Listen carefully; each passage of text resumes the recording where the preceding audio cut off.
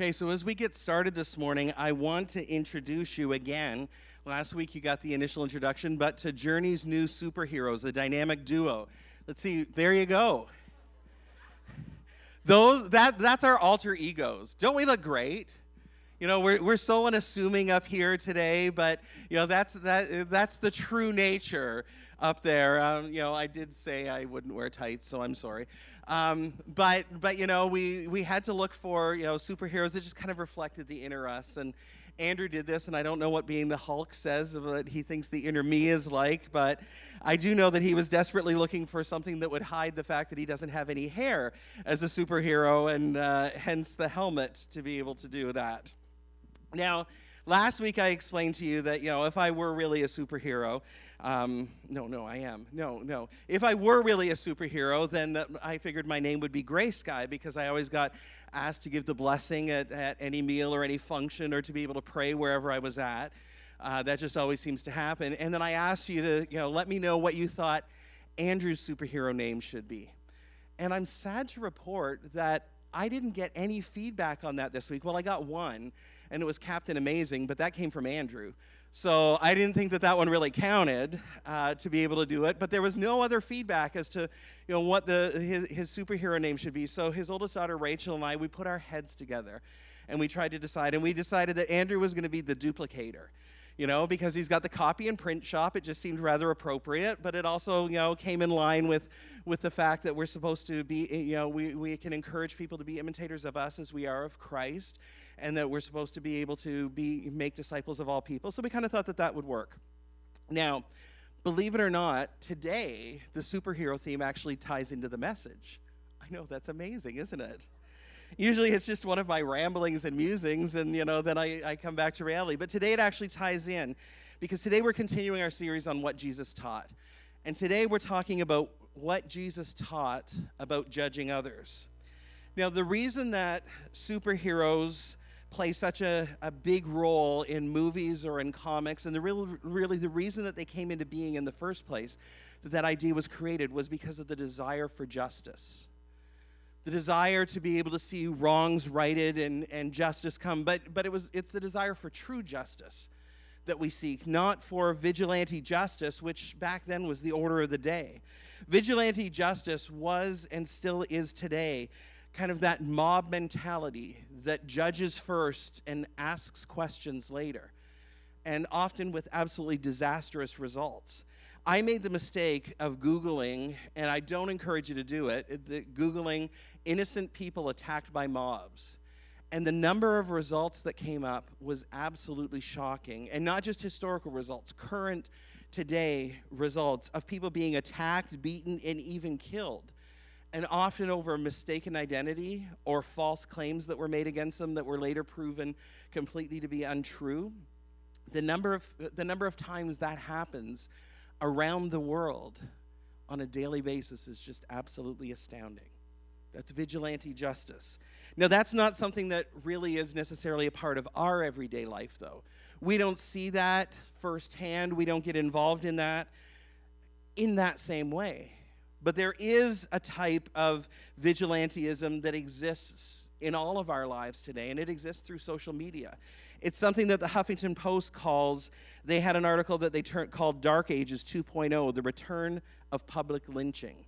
And it's that opinion that through social media, through Facebook and through other things, that everyone thinks that the whole world wants to know their opinion on things, and that because of freedom of speech, they have a right to be able to give their evaluation, their review, and to post, even an obligation to share their opinions with the entire world.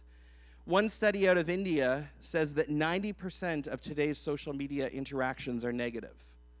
Think about that, 90% of them. Too many people choose to believe that whatever they read is true, and the results of that become absolutely astounding, because you get review sites like TripAdvisor where people go on and they post their experience on certain things. And the majority of those posts that people mark as helpful are the negative ones. The ones that are very, very critical about the establishment, because it seems to be that's what people want to be able to believe. And so what ends up happening is we evaluate places that we've never been, judged based on the word of people that we've never met. And that happens over and over and over again. And it's often unfair. There was an example of this just a couple of weeks ago with a restaurant in Windsor. It's called the Windsor Sandwich Shop. And as a joke, they decided to create the Trump sandwich. And it was 2 pieces of white bread stuffed with bologna, surrounded by a wall of Mexican chips with some Russian dip on the side.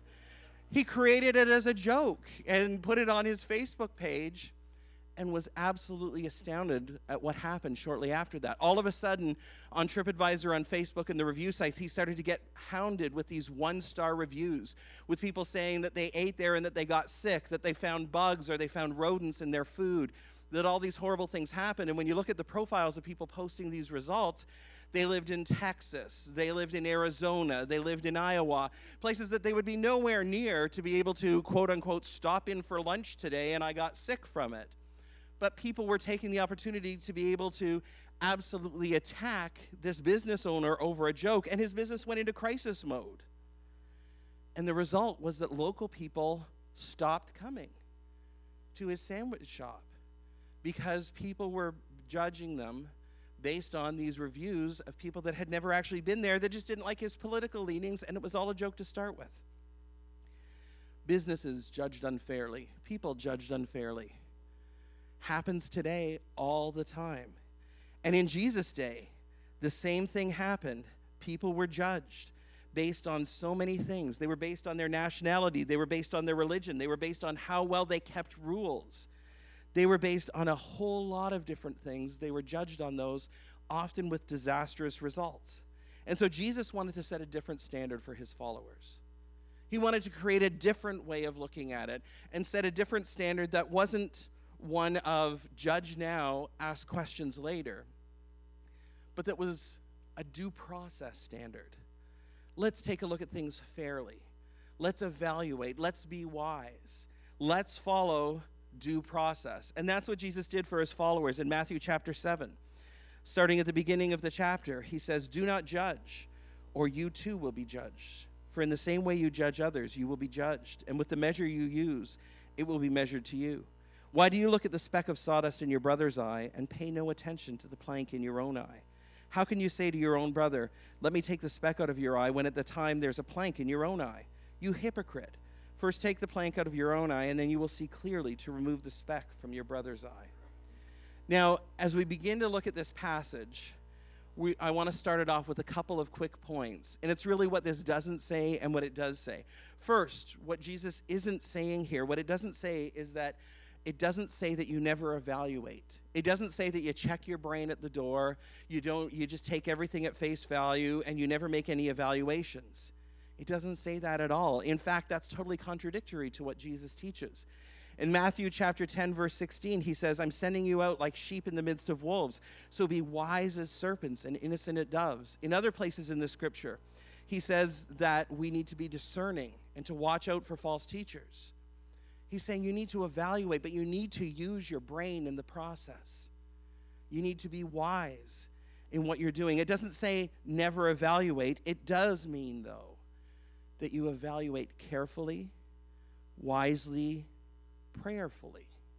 That's how we go about doing it. It means that you don't evaluate and judge to demean or to condemn.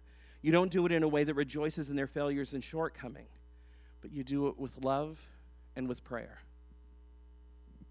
Well, last week we saw that Jesus spoke about worry. And as we looked at that, he reminded us that worry really accomplishes nothing, that it only takes away from the abundant life that he's called us to. It never adds to our life. And when you really stop and think about it, that issue of worry, it's something about how it affects our relationship with God. Because when we're worrying, we ultimately fail to trust God for that thing or that situation that we are anxious about. But as we continue on in that passage in Matthew chapter 6, obviously flows into Matthew chapter 7, that's just logical, right? We see that Jesus kind of changes gears a little bit. He moves from how we relate to him to how we relate to others. And it's really important for us to just pause for a minute and think about this, because we can really boil down our lives into those two things: how we relate to God and how we relate to others. Later on in the book of Matthew, Jesus is asked, what is the greatest commandment? And his response is recorded in Matthew chapter 22 and verses 37 through 39. And he said in response to that question, you should love the Lord your God with all your heart and with all your soul and with all your mind. This is the great and first commandment. And the second is like it. You shall love your neighbor as yourself. Two ways that we relate. Two ways that our love is to go. Upward and outward towards others. So let's take a minute, and as we have begun to look at how we are to relate to others. Matthew chapter 7 verses 1 and 2 say this: judge not that you be not judged. For with the judgment you pronounce, you will be judged, and with the measure you use, it will be measured to you. And when you really stop and think about it, that's some pretty heavy stuff there, isn't it? Judge not that you be not judged. And as Kevin said, many take this verse and they miss the point. You see, they use it out of context in a way that it was never meant to be used. Judge not that you be not judged does not mean that we should be ultra tolerant of those around us, to the point where there is no standard, which it seems today to be a relevant point of view. It's not saying I'm not going to judge you because what's good for you is good for you and what's good for me is good for me. That's not what this passage is saying, and that's not what this verse is speaking to. In order to properly understand this verse, you need to look at the verse that follows after it. Judge not, that you be not judged. For with the judgment you pronounce, you will be judged, and with the measure you use it will be measured to you. What Jesus is saying, and the first thing that we hope that you see from this passage, is the standard to judge is the one that you want to be used on you. The first thing Jesus speaks to about judging others is a reminder wrapped up in a warning, and I hope you see it in those first two verses. It's not that we aren't called to assess and evaluate, as Kevin just said. It's a reminder that as we do so, that we need to take a minute and remember that we will be held to the same standard that we use to do so. Think about that for a minute.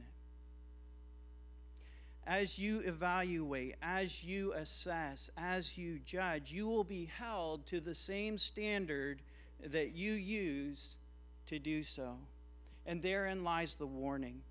Because for so many of us, and self included, while we hold others to a certain standard, it's one that we often do not hold for ourselves. And that's only the half of it. Not only do we not often hold to the standard that we judge others by, but we also judge oftentimes with a wrong spirit. We see someone, and immediately we judge unfairly. We don't know their situation. We don't know their circumstances. And so as we assess and as we evaluate, we do so unfairly and in the wrong spirit. And as we judge, we're not judging in that moment so that they might hold to some standard or at least be reminded of it. We do so to condemn, to tear down. And as we do, we forget what Jesus has ultimately called us to, and that is to love and to encourage and to build up the people in our lives as we relate to them. It reminds me of an account found in the life of Jesus in John chapter 8, and I'd like to share it with you and see if you see what I've just been speaking to in that passage. It reads like this: early in the next morning, he returned to the temple, and the entire crowd came to see him. That's Jesus. So he sat down and began to teach them. But the scribes and the Pharisees brought into him a woman who had been caught in adultery.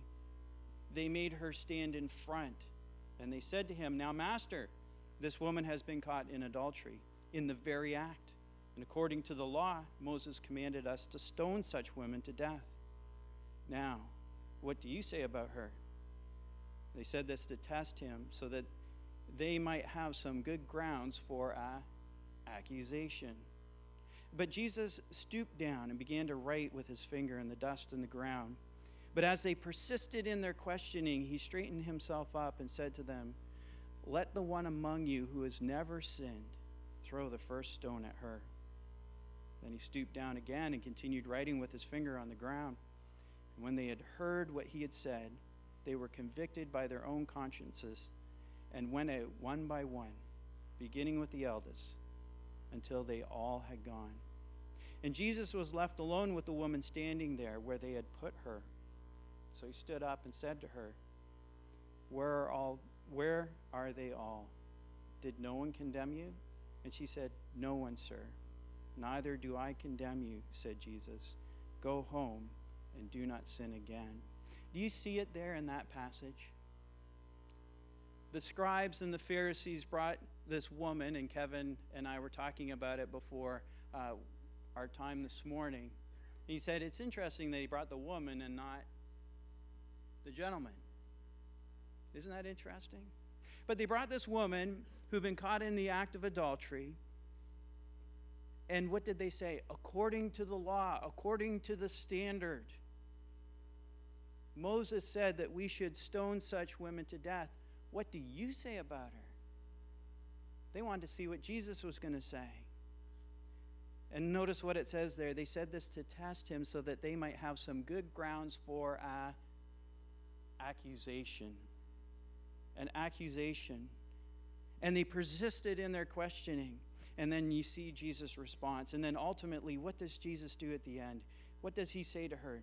"Neither do I condemn you. Go home and do not sin again." Do you see the reminder in that passage? The religious leaders held this woman to a righteous standard that they themselves had failed so many times. And the warning is there too, that as they pronounced that judgment, they did so to condemn, to tear down, not to encourage or build up. Notice that in this passage also, Jesus doesn't judge, but reminds them of their own failure to keep the standard which by they were judging by. Our verses say, "Judge not, that you be not judged, for with the judgment you pronounce, you will be judged. And with the measure you use it, it will be measured to you." Again, we need to take a moment. We need to pause and be reminded that the standard to judge is the one that you want to be used on you. It will be measured to you in the same way that you measure others by it. According to the teaching of some rabbis in Jesus' time, God had two measures that he used to judge people. One was a measure of justice. You're either right or you're wrong. You're either on the right side of the ledger or you're on the wrong side of the ledger. And if you're on the right side, that's great. If you're on the wrong side, there's going to be some penalties that are going to come as a result of that. One was a measure of justice, but the other was a measure of mercy. I see that you're on the wrong side of the ledger. And not that I'm going to ignore that, but he gives mercy in that moment, just as we saw in John chapter 8. And so we're reminded that that same standard that we use to judge others will be used for us.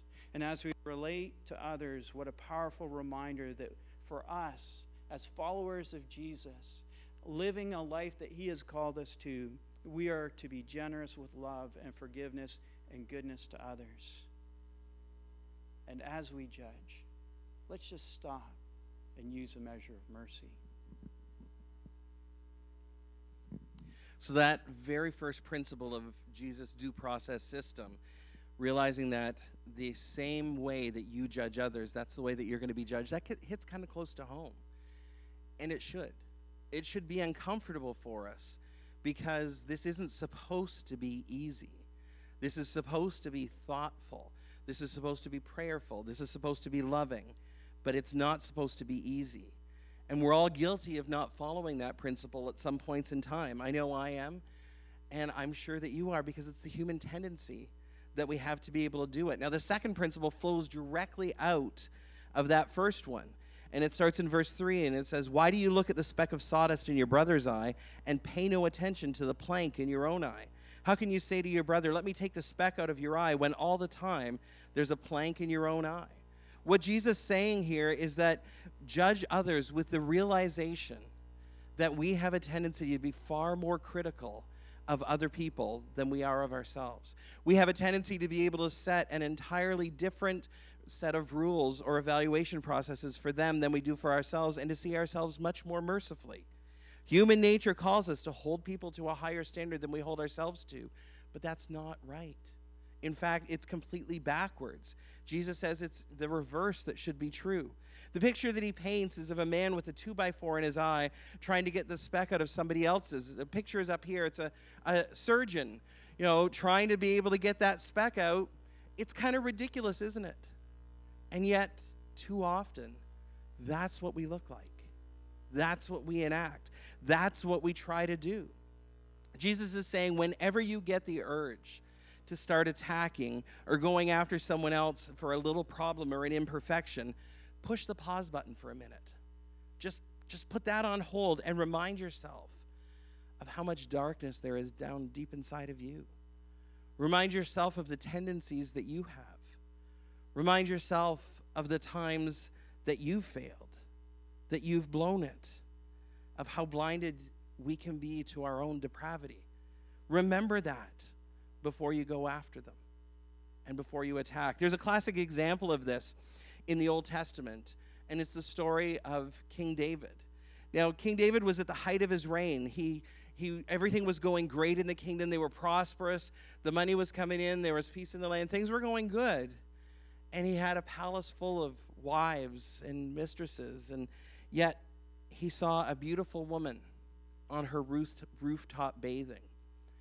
And none of the fact that everything was going great stopped David, and the fact that he and Bathsheba were both married, that didn't stop him at all. And so he called to her, and he had an affair with her. And she got pregnant, and when he found out that she was pregnant, he ended up having her husband murdered. And then he married her, and then he went on his merry way, just as if everything was fine, and didn't lose any sleep over it. Shortly after that, the prophet Nathan came to David to talk to him about a legal situation that he was handling. And he asked for David's wise judgment, and David says, sure, no problem. And so Nathan lays out the case, and it's found in 2 Samuel chapter 12. And Nathan says, there were two men in a certain town. One was rich and one was poor. The rich man owned a great many sheep and cattle. The poor man owed nothing but one little lamb that he had bought. He raised that little lamb, and it grew up with his children. It ate from the man's own plate and drank from his cup. He cuddled it in his arms like a baby daughter. One day a guest arrived at the home of the rich man, but instead of killing an animal from his own flock or herd, he took the poor man's lamb and killed it and prepared it for his guest. Nathan paints a very clear picture here of what happened. And then he looks at David and he says, now, King David, what should the penalty be for this rich man? How would you judge him? And Nathan has barely gotten it out of his mouth before David, because David is incensed at the situation. I mean, just hearing that story, it kind of gets your emotions going too, I'm sure. And he's just absolutely incensed, and he's like, kill him, and then hurt him really bad. He was so upset that he's like, kill him first, and then charge him 4 times what he took from the man afterwards, because it's got to go on. This isn't a simple solution. He was absolutely livid that this would happen, that anyone would do that sort of thing. And then Nathan drops the bombshell. He says, David, you're that man. You are that man. You did this very same thing with a woman named Bathsheba. And for David, suddenly he was forced to come face to face with his own darkness, with his own depravity. It was so easy for him to judge somebody else and hold them to a standard totally different than the standard that he held himself to. But all of a sudden, face to face, that was his soul. And it's hard to be able to see that sometimes. He had to be able to see his own faults, his own failures, and we tend to gloss over those, just like David did. We paint over that in our own lives. We don't want to see it. We don't want to see it, even when we can see it clearly in others. We choose not to see it in ourselves. And so what Jesus is saying here is, next time when you're about ready to judge someone, to label them, to shame them, or to slam them, he's saying, push the pause button. Just wait and ask yourself, have I ever said, or have I ever thought, Or have I ever done the exact same thing that I'm about to attack them for? And often, the truth is, I have, or something even worse. We need to think about that. The next time you're ready to lynch someone, you need to ask yourself, is the real reason that I'm ready, even eager to do it, to make myself feel better about things that I've done? Because sometimes that's the dark truth from inside of us, that we want to feel better about ourselves, or stronger, or holier, or smarter, and so we're ready to attack somebody. And you know, that's dark. That comes from a very warped place inside of us. And you just need to stop and don't do it. Just don't. Because we can never forget that the human tendency is to be far more critical of others than we are of ourselves. And Jesus says, be careful. Be so very careful. If that same judgment is going to be used on you, then you need to be careful, and you need to check your soul carefully, because we tend to be far harder on others than we are on ourselves. We tend to have big, nasty planks in our own eyes. And so taking that speck out of somebody else's is really dangerous. I heard a pastor put an illustration this way.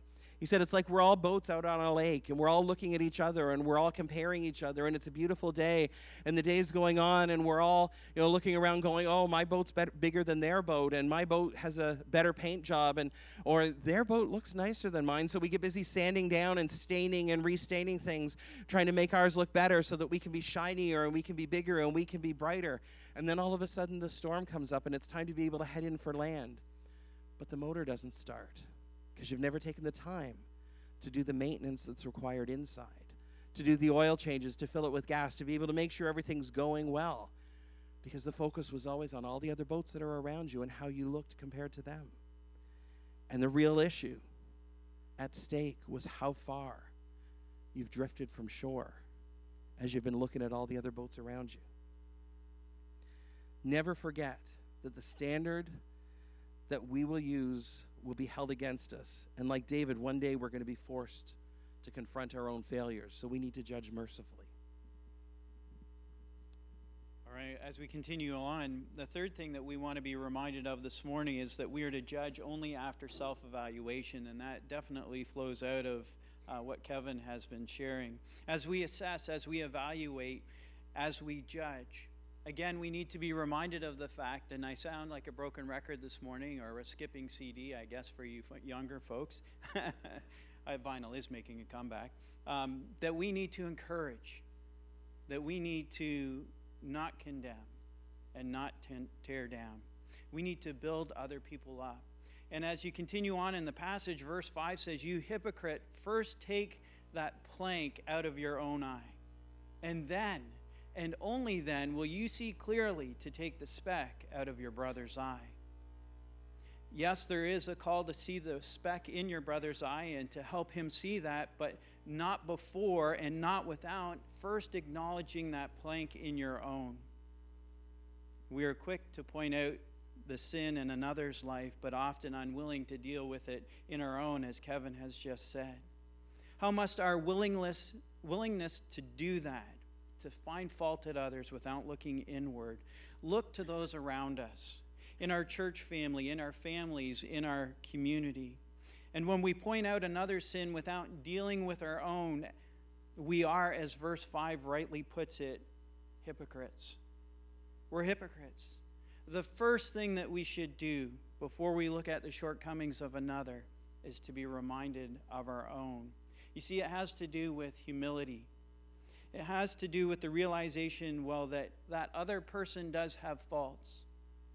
That I'm humble enough to recognize that I have some also, that I have some stuff that needs some work. And before I judge, I'm going to stop and be reminded of that.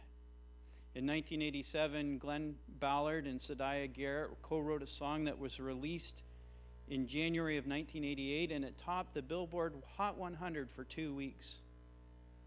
Let me see if you recognize the chorus. It goes something like this. I'm starting with the man in the mirror. I'm asking him to change his ways.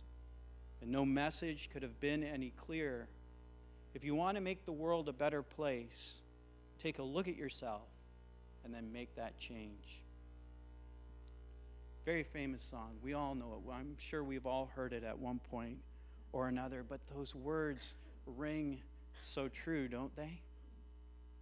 If you really want to make a change, if you really want to make the world a better place, start here. And everything that begins to flow from here will be better as a result. Start here. Don't start out there, as we are so quick to do and we have such a tendency to do. Start here. Change that person in the mirror and then make a change. If you really want to help those around you, the best place that you can start is with yourself. As verse 5 states, only, and again, only when we remove that plank in our own eye will we see clearly enough to remove the speck in another's. So as you judge, or when you feel called to criticize, remember to first check your motive for doing so.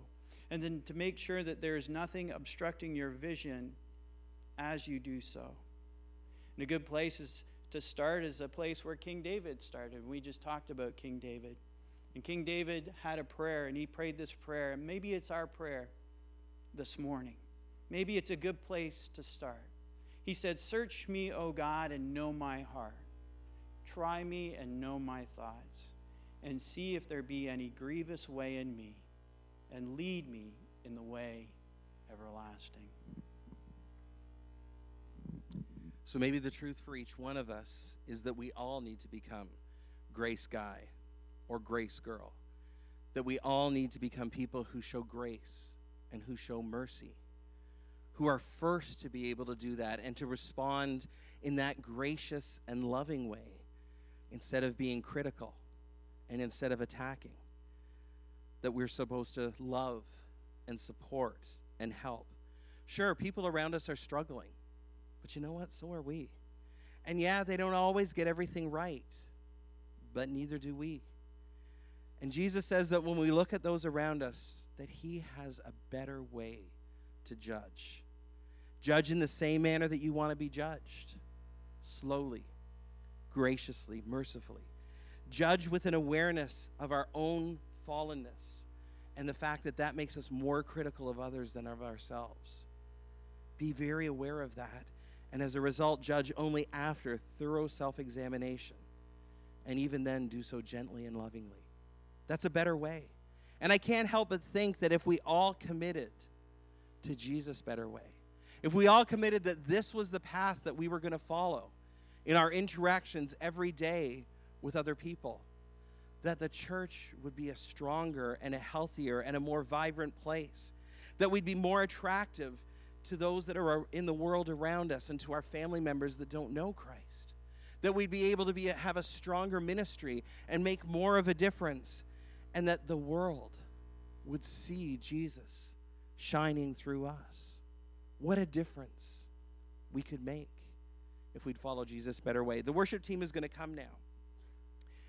And as they're getting ready, in a second, we're going to sing a song of commitment and a song of reflection. And I want you to just let the words to this song kind of wash over you. And I want you to think about them. And there's a line in the song that says, "Tomorrow's freedom is today's surrender." How do we experience life at its fullest? How do we become all that God wanted us to be? How do we become truly free? How do we do all that stuff? We do it by surrendering to God and by following his plan, by following Jesus' plan of a better way to interact with other people. And so maybe it's time this morning to surrender judgmentalism and superiority, to let that go and to experience the freedom of grace and mercy, and let that flow in our lives and in our church today.